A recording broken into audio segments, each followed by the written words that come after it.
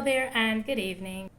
Today I'm going to time myself to see how long it'll take me to make one of these. I have here all my materials ready: the yarn, stitch marker, needle, crochet hook, scissors, and the stuffing. So let's get started. And the time begins now.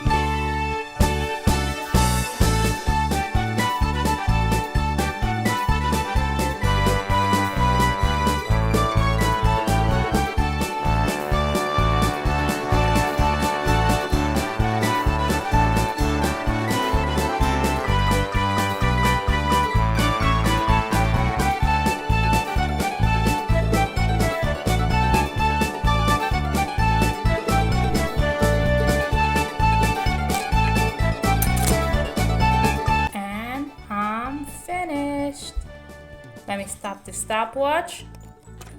So crocheting this ball from start to finish took me exactly 25 minutes and 49 seconds.